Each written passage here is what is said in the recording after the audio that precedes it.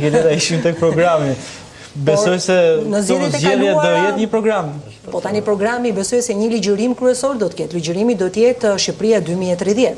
Besoj rruga e Shqipërisë drejt procesit antarësues në Bashkimin Evropian dhe nga ana tjetër do jetë tjera për fusha tjera të jetës, cilat do jenë? Patjetër do të jetë, po besoj që tek Bashkimi Evropian Edi Rama shef të gjitha reformat e tjera. Pra çdo reformë që Partia Socialiste synon të ndërmarrë nëse do të jetë fituese edhe në këtë mandat të katërt, të lidhen drejt për drejt me Bashkimin Evropian.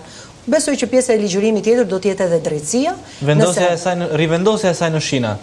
Tani kjo mbetet një debat i madh për të diskutuar, do presim shtatorin e 2025-s se si do të jetë rikthimi i drejtësisë apo se si do ta riformatoj Partia Socialiste reformën drejtësinë gjithmonë nëse do ta bëj. Nuk e bën dot e vetme. E vetme nuk e bën sepse i duhet Partia Demokratike se janë 110 vota. Ose forcat të tjera që mund jenë në parlament. Ose forcat të tjera, po. Sepse duhet 94. Ne lidhim gjithmonë me Partinë Demokratike, duke qenë se është dhe partia më e madhe opozitare, por nuk e dim si do jetë rezultati. Kështu që do shohim Sioni Xhafaj në shtatorin e 2025-ën. Deri tani ata e kanë kryer një proces të tyre, kanë bërë këto planet analitike. Pra ky komision mund të jetë edhe karta elektorale e Zotit Rama. Drejtësia në vetvete. Komisioni ndoshta nuk mund të jetë fiks karta elektorale, por drejtësia në vetvete. Tymin e zi apo të bardhë, komisioni do të ja shohim shtatorin e 2025-s. Besoj që në fushat mesazhet do të jenë të shkurtra dhe të përqendruara. Kështu që patjetër BE-ja do të jetë promotivi kryesor.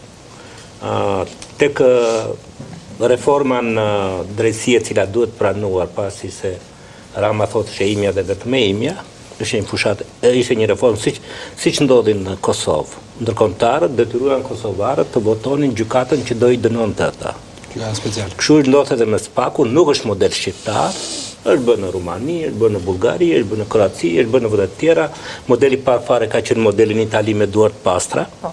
Dhe si të thuash, nuk ka hap pastra. Bile Rama është bërë më i kujdesshëm tani ndaj SPAK-ut, duke qenë se e ndjeu që në goditjen e parë që i dha SPAK-ut për zhvillimet me arrestimet e fundit, pati një kundërveprim të menjëhershëm të donatorëve. Dhe ai pastaj u detyrua që të përqaste qëndrimin, bile ka lidhur deri në pikën që u thotë antarët e grupit parlamentar mos u fusin në debat me SPAK-un. Ka patur edhe si pasojë një sondazh të brendshëm që ka bërë, sepse qytetarët i kanë thënë Partisë Socialiste që ne e duam SPAK-un, e mbrojmë SPAK-un.